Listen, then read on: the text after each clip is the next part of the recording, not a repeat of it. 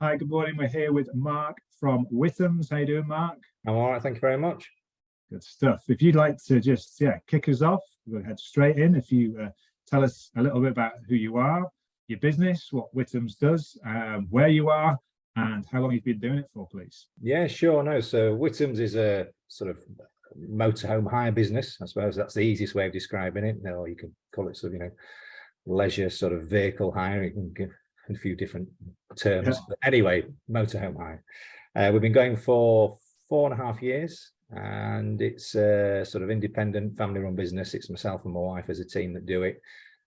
Obviously, we have support. We have subcontractors that do, things that obviously I'm not qualified to do. Should say I'm not going to be poking my nose inside the engine bay, but anything other than that tends to be sort of down to me and my good lady. So yeah, we've been going for that amount of time, and in that time we've had some reasonable success at what we do, and good feedback, good ratings, and we have in our time won a handful of awards for what we've done as well, which has always been good. Fantastic. So it's nice to stroke the ego, but it's not about that. But it does sort of quantify that you're doing something right, and it's always nice to know that that's the case. Brilliant. So 4.5 years, and something about 3 years, 2.5, 3 years on from the pandemic starting. What was the biggest impact for you guys with your business and what you do being in that sector? Yeah, well, I think like everybody else, initially when the pandemic hit, the massive downturn in business, I think everybody was kind of worried across any industry, weren't they? And certainly, I think leisure and hospitality took a massive beating. I mean, we've seen it pretty much in the news. I mean, every industry was pleading for help, but hospitality was one of the ones that was ongoing for quite some time afterwards as well, because of the whole sort of public gathering aspect. But motorhomes was one of those things that I think came out of it pretty quick. The sort of period straight after was actually beneficial for us in some ways, purely for the fact that obviously because people weren't able to travel so much, staycations was going to be a sort of a go-to means of people having some form of leisure time, and motorhome hire is a massive part of that industry, along with holiday cottages and so on. And so we did actually reasonably well post-pandemic. So the initial impact was quite severe. We'd actually just invested in a whole new fleet, which, although we're a small independent, 8 or 9 vans at 50-60k a piece is quite an investment.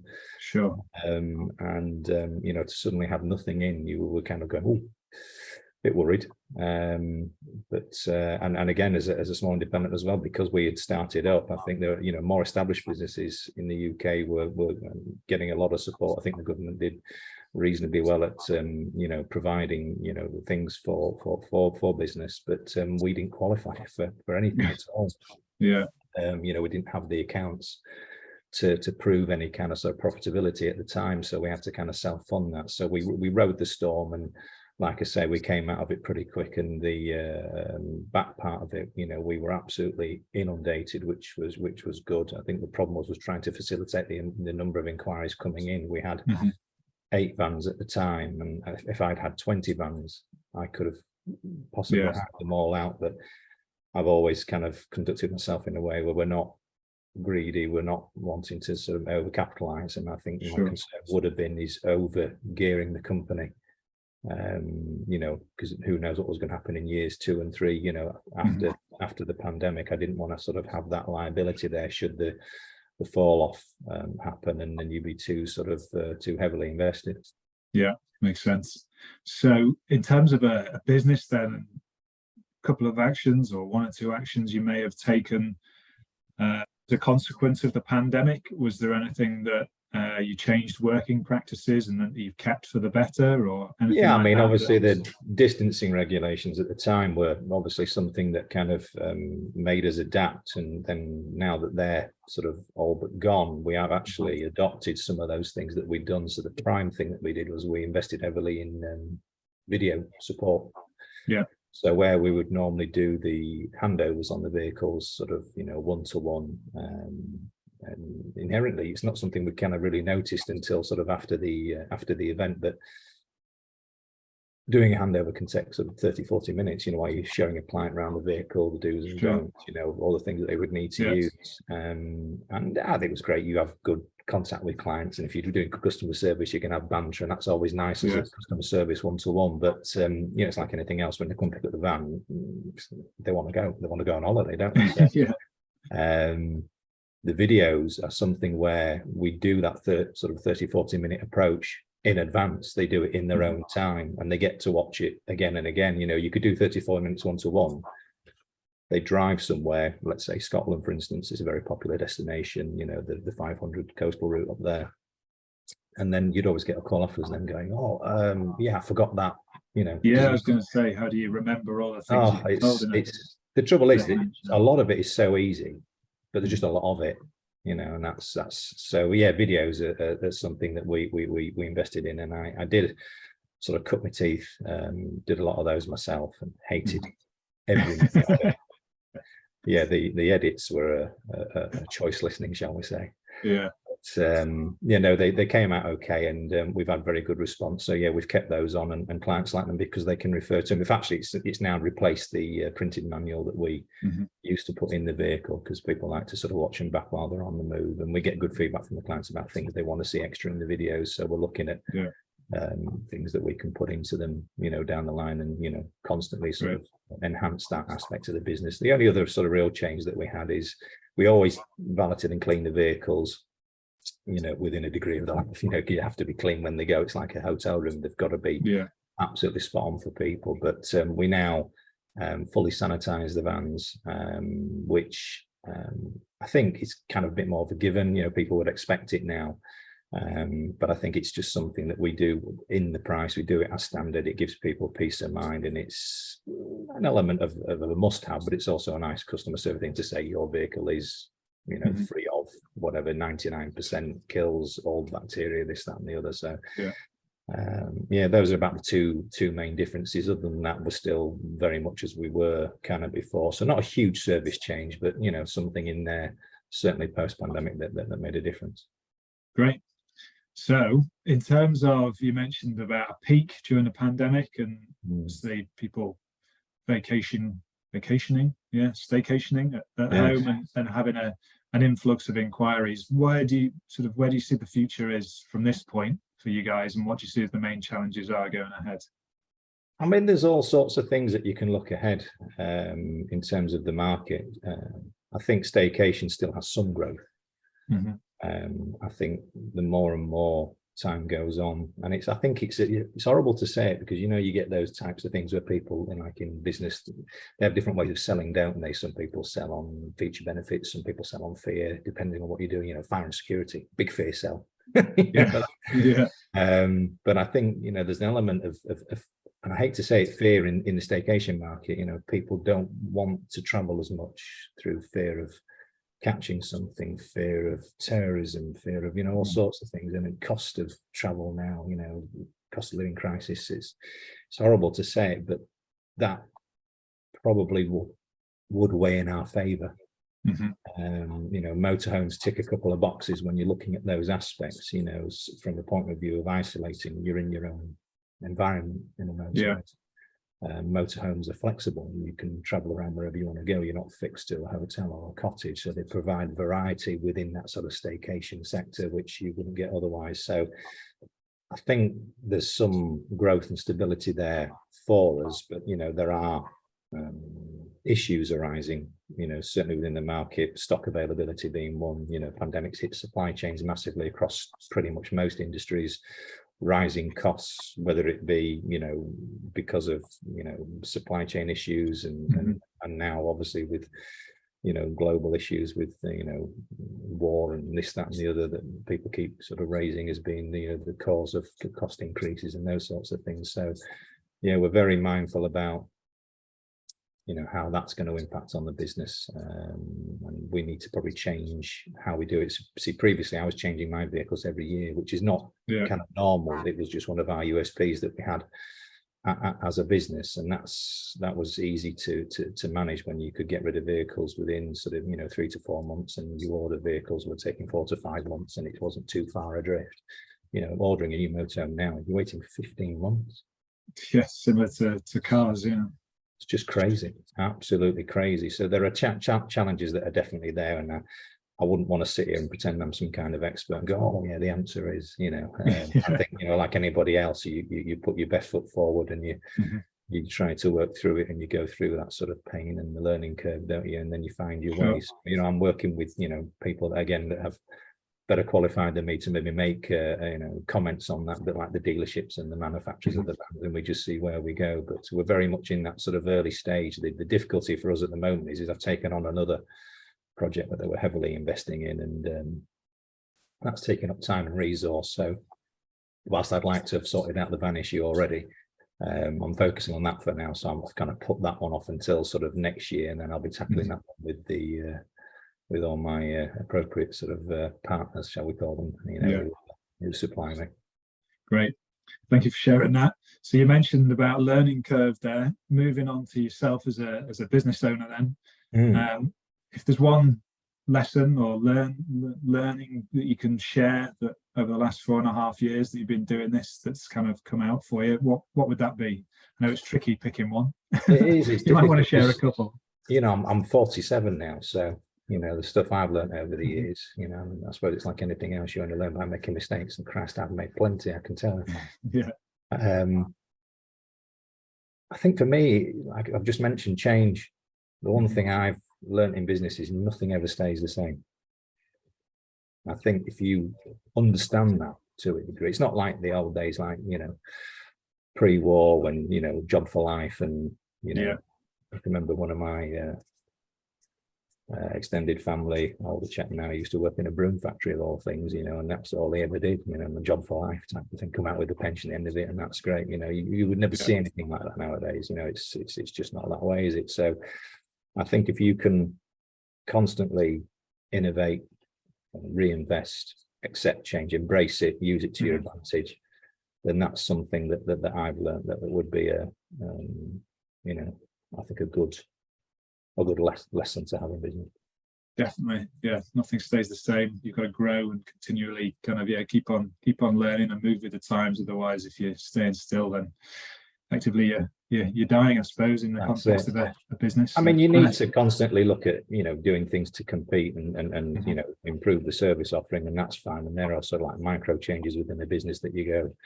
But it's like one of the big ones we've got probably coming up is the whole sort of green thing with cars and battery vehicles and that type of thing. How does motorhomes fit into that? No one really kind of knows yet, because there isn't the technology out there to drive such a big vehicle. So I'm sure there's like big changes ahead that we can look for. So yeah, I don't know. We'll see. And then in terms of giving a piece of advice, say someone's starting out in business, perhaps a younger person, or it doesn't have to necessarily be younger, I suppose, but anyone starting out in business, or perhaps if you reflect on yourself being 18, a bit of life advice, what would be the best piece of advice you could give someone starting out?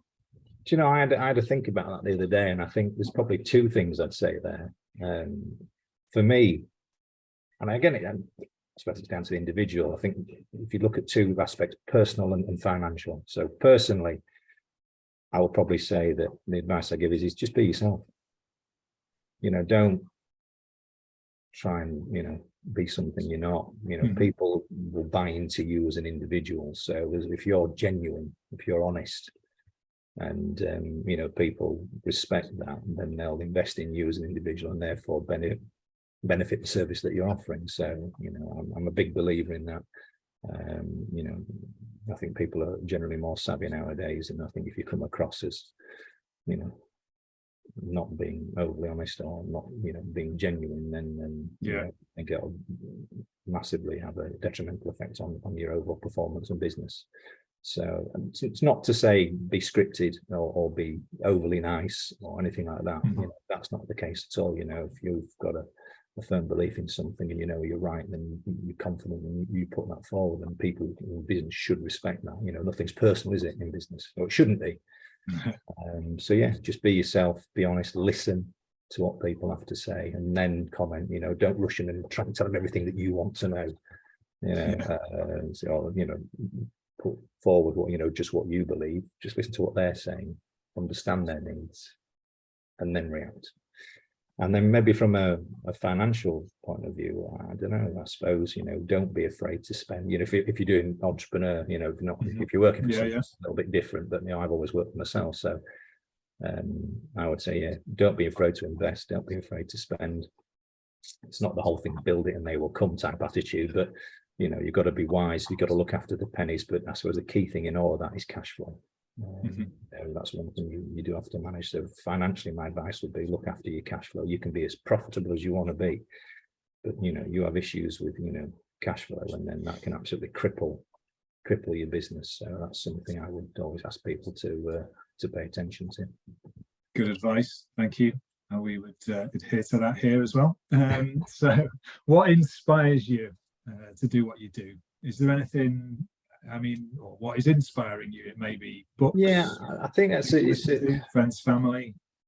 Yeah, I suppose there's a few things on that. So, I don't want the whole sort of cliche of just saying, oh, it's family, but it is key. If we do this, I think it has to be job satisfaction. So there's an element of doing it for love, but I think the old idea has to be is we don't do it for love, we do it for profit, don't we? So, without being too crass on that, I would say that I do it for security. I do it to make sure my family's safe. So family is absolutely fundamentally important in what inspires me and drives me forward, and why I work as hard as I do. And to be fair, it's not just me. It's a team effort. My wife, without her, I would really struggle. So we equally put into it, and we work very well as a unit and a team for that. So yeah, family. The other thing I think has to be client satisfaction. I get a genuine buzz out of seeing people happy. Always have done. It's difficult when you're looking at more sort of commercial footing. I used to be involved in the electronics industry, and people know me well for that. And it's very difficult because, I suppose, looking at it from maybe a consumer point of view, if you've gone out and bought a toaster recently, you don't come out of the shop having bought a toaster with a massive happy smile on your face. It's more a very functional process, isn't it? You think, I need a new toaster, I'll go in, I'll buy one, I'll walk out the shop. My industry is different. People turn up, they're in a good mood, they want to go away. Yeah. As long as the vehicle performs and I'm providing the service they want, they come back, they've had a fantastic time, they've had a memorable journey. And we'll use that example again around the Scottish coast. That's something that stays with them forever. They come back and they've got big smiles on their faces. It's a real, I think, positive point, plus point for this particular business that I'm in compared to what I used to do before. So so what inspires me is to make sure that people get that service and they come back with that smile on their face, and I genuinely get a buzz out of making sure that they are absolutely, happy as Larry. Excellent. Yeah, I can understand that one. Thank you for that share. That's good. So lastly, in terms of any latest news around Whittams and your business, if there's anything you'd like to share on that, please feel free. Yeah, I genuinely do what I do for, like I say, I suppose from the inspirational question, that's why we do what we do. But we have had a success, like I say, with some of the awards that we've won. So I only mention that because we've just won our 3rd award. So congratulations. Yeah. So we've not been announced just yet. It's when we first opened, we got best new business in the tourism and leisure sector. And then we won the big one, which was the best motorhome business for our area, which was great. So and we've just won it again 2 years in a row. So Motorhome Company of the Year, it has its class now. So yeah, we were really chuffed with that. And it's like I say, it's nice. It strokes the ego to a degree, but it shouldn't be about that. But it does, I suppose, add some value to the business that we've done that. But I suppose the main news is we moved site recently because we were doing like a work from home business, and obviously we grew. I have 9 vehicles now, so the room that we need is obviously a major aspect of that. And we bought a commercial site, which was an old restaurant, which has like car parking facility and everything else. So we're doing quite a big job on a residential conversion with a commercial aspect to it, and we're diversifying the business. So on site we will have a coffee shop, which is like an 80-seater coffee shop, and that will also be operating a Sunday carvery out of that, would you believe? So diversification indeed. Yes, that's it. And then there'll be some facilities on site to do on-site stay as well. within the building. So yeah, there's quite a lot going on. Like I said, hence the way we started the conversation: haggard face, no sleep. Yeah. So yeah, no, we've put a lot of time and investment into that, as well as running the business at the same time. So hopefully that'll work. I don't know. People think we're mad. Cost of living crisis. Post pandemic, starting up a coffee shop is probably maybe not the wisest of choices, but it seemed the right decision at the time. So proof in the pudding and all that is yet to be seen.